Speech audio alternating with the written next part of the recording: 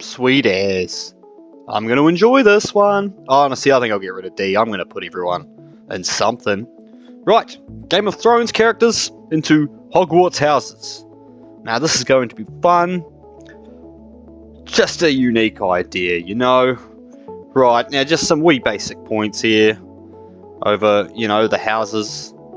Obviously they have traits that the Sorting Hat would put people into. So I'm just going to put these characters based off their personalities into what house they might fit. They might not. Who cares? It's just my opinion. Anyway, just to go over it, if for some reason you don't know, Gryffindor, probably courage, honor, and I'm going to chuck impulse in there. I think they're quite impulsive. Out of all four, definitely the most impulsive people. Acts first, thinks later, values bravery, loyalty, and doing what's right. Sadly, in Westeros, probably going to die a lot, but they die believing in something. Now, Hufflepuff, loyalty, patience, and kindness. Endures more than anyone else, values fairness and people over power, quietly holds the world together. So, I feel like Hufflepuff is quite a minor role in the scheme of things of the movies and the books. But I think we're going to have a few more fitting into that role of these pointers. Ravenclaw, my favourite, love purple, love ravens. Intelligence, curiosity, and foresight. Thinkers, planners, observers, knowledge as power, often underestimated until it's too late. And lastly, the snakes. Ambition, cunning, self-preservation for Slytherin. Strategic, political, power-focused, not automatically evil, just goal-oriented. Thrives in courts, councils, and chaos. So, I think already off that, I think there's going to be a lot of Slytherins I'm doing here, but, we'll see where we go. I just feel like there's a lot of political nonsense, obviously, it's kind of the show, but, yeah. Anyway, we'll start it off. Please tell me what you think, what ones I got wrong. Just flame me, it's fine, I don't care. And just drop a wee like and subscribe if you like the video. Thank you very much, guys, and give me any other ideas, any other unique ideas, that's cool. I'll give it a go, just for a laugh. Now, first off, we have Roose Bolton. I'd say cold, calculated, emotionless administrator of cruelty. Pure ambition without attachment. He's obviously Slytherin. He just is. He orchestrated the Red Wedding. He's a slimy bastard. He took the opportunity he could to finally get the North. Definitely Slytherin. Now, Ramsay Bolton. Wants power, lacks restraint. I just think, I know they said not inherently evil, but he's got to be Slytherin. His father was Slytherin. I can't put him in any of the other ones. It'd be crazy. He's a Slytherin. Now, that is Lyanna Mormont, the small bear. Bravery, leadership, zero fear of death. House Gryffindor, she's got to be. Courage distilled into child form. That's definitely Lyanna Mormont. I think that's her because Arya's Arya's down here. That's the only thing that made me think it could be a younger Arya, but she's there, so that's definitely Lyanna Mormont.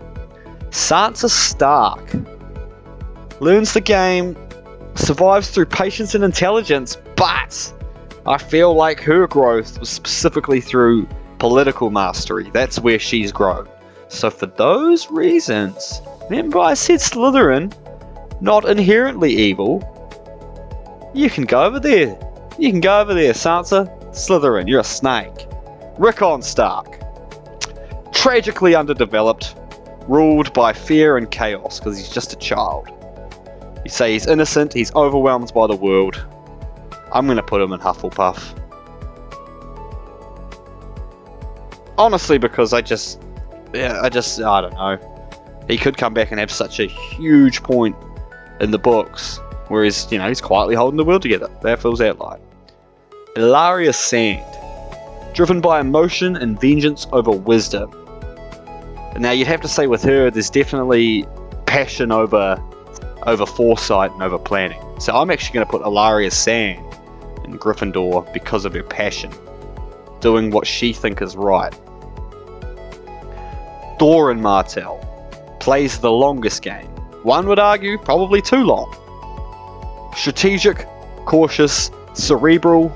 These things for me, clear-cut Ravenclaw. Clear-cut Ravenclaw for Doran Martell. Gendry Baratheon. Gendry Storm. Honest, loyal, uncomfortable with power.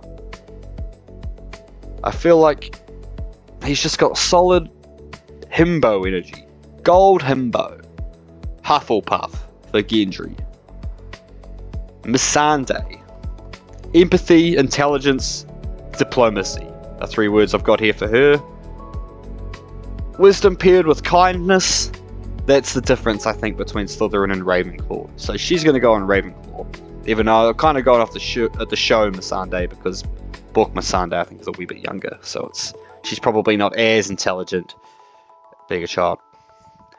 Now, Robert. Brave in war. Reckless in peace. Glory seeker. Zero follow through. He's Gryffindor. He's a passionate man. He went to war for his love. That's classic Gryffindor. Catelyn Stark, emotionally driven, fiercely protective. Her love is super strong, but it's also her flaw. Another Gryffindor for me. Passionate to a fault. Hot Pie. Now this is the easiest one of the fucking list. Hot Pie. Feeds people, never betrays anybody. He's literally the most Hufflepuff who has ever Hufflepuffed in Hufflepuff. He is the clear-cut top of Hufflepuff. He is the head of Hufflepuff. That's crazy. I never even thought about who I was going to put in what before doing this, but seeing Hot Pie, that's crazy. Asha, or Yara Greyjoy, whatever we're going to go off. Bold, capable and confident leader. Bravery with competence. For me, she's another Gryffindor. Myrcella Baratheon. Kind, gentle, undeserving of her fate for sure. I feel a pure heart in a cruel world. I don't think she really fits in anything else but Hufflepuff, just because again, she's just a child thrust into this world, really.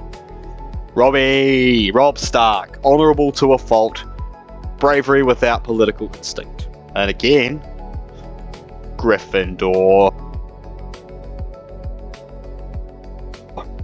Bran Stark, seeker of knowledge. Seeker of knowledge beyond humanity, really. Like, he's gone to the ends of the world to get smarter. He's a Ravenclaw. Tommen Baratheon. Hey, he's just gonna go with the other one, sorry. Gentle, peace-loving, tragically unsuited for power. And you're a Hufflepuff. Sorry about that. Loras Tyrell. A brave, emotionally driven knight. Chivalry and passion. Again, that word passion. That's leading me into Gryffindor. There's a lot of Gryffindors. Shit. Varys. Well, I mean, information above all else. Knowledge is his only loyalty. Now, it's a tie between Slytherin and Ravenclaw, but the thing is, Slytherin, I don't think he's ambitious for his own power. So I think that's the determining factor here to tilt him more towards Ravenclaw than Slytherin. Because he's a slimy bastard for sure. But I don't think he's politically motivated to put himself on the throne. You know, he's not driven by ambition, he's driven by his longing for peace, but he is still a clever man. Maybe not man. We'll see how that pans out. Cersei Lannister, power, paranoia, ruthless self-interest. Now, ambition without restraint is like that without restraint is the fine line. Slytherin. Mira Reed. Now, she's a selfless protector, and she's loyal. Like, that's kind of Gryffindor-y. But again, that silently holding the world together. She carries a large burden. I'm going to put her in Hufflepuff because of the burden she is carrying. Sandor Clegane. A violent exterior, hidden moral core. There's courage buried under his trauma. I think he's Gryffindor. He's not Slytherin. Because again, he's not fighting for his own ambition. He's fighting for what he thinks is right. That's what it's coming down to here. Samwell. Kind, intelligent, brave when it matters, But loyalty is his courage. I think he's a Hufflepuff, man. Yeah. Man, we're going to go in again for it. Podrick Payne. Earnest, loyal, quietly competent, literally everybody's favourite support character. But man, I'm going to go Hufflepuff again for him. There's a lot of Hufflepuffs here. Oberyn Martell. Passionate, fearless and reckless. But swagger backed by skill, you're a Gryffindor, Oberyn. Even though you like to be the Viper, you're not a Slytherin. Sorry. Mace Tyrell. Comfortable, oblivious, politically useful. Vibes over vision. Man, I think Mace is a Hufflepuff though.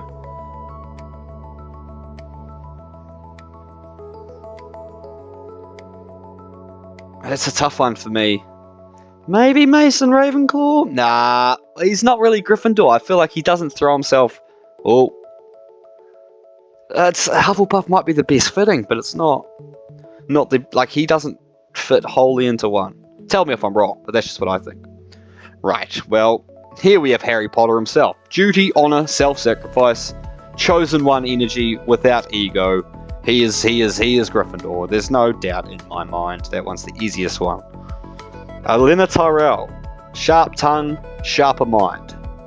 Now, again, this is that tie between Ravenclaw and Slytherin, but I'm leaning more towards Slytherin for her because she is politically motivated, ambitious.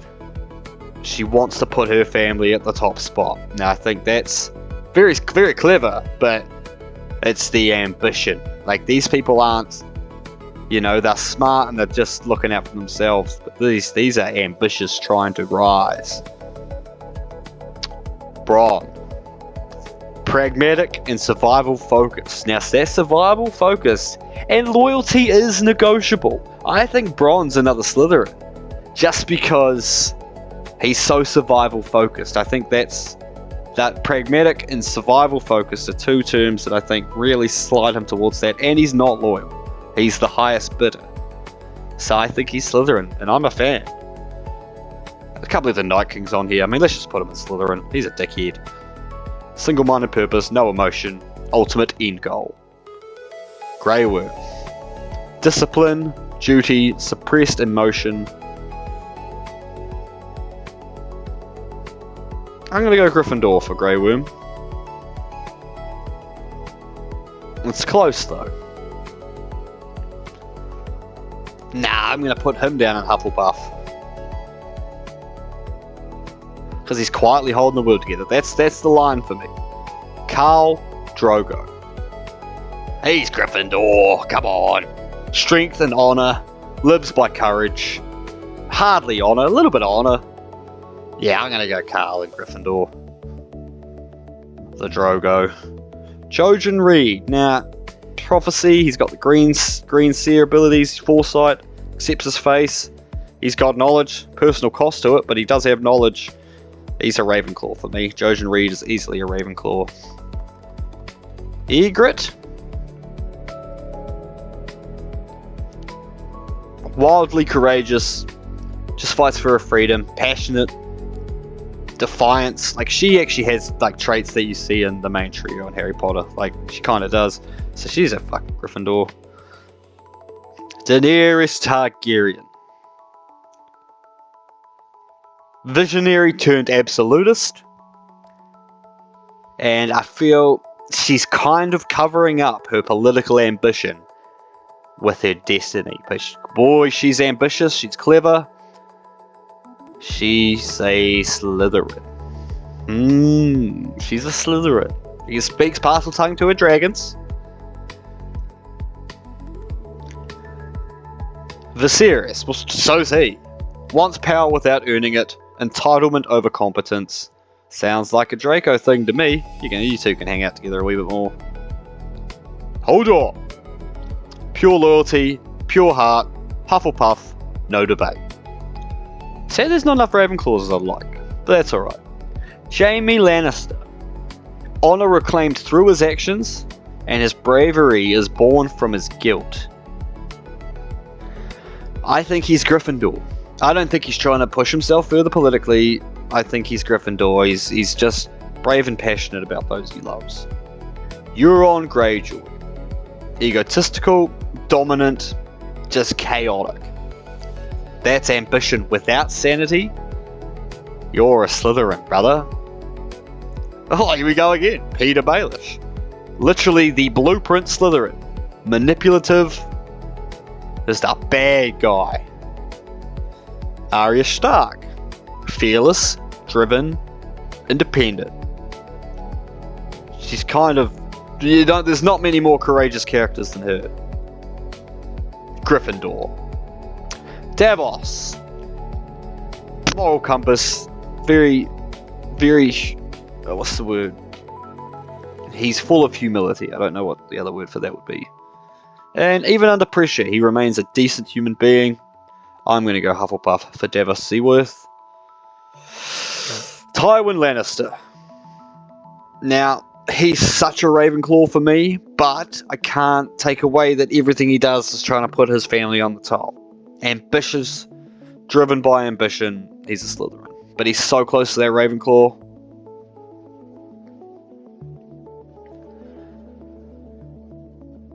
I'm going to put Olenna in Ravenclaw instead. I like that. She's sick. Jaqen H'ghar, though. Discipline, philosophy over ego. I'm going to sneak another cheeky one in Ravenclaw there for Jaqen H'ghar. Theon Greyjoy. Identity crisis. Guilt and redemption. He rediscovers his courage. I feel like he's a really good Gryffindor. He could be Slytherin if he never redeemed himself, but he did.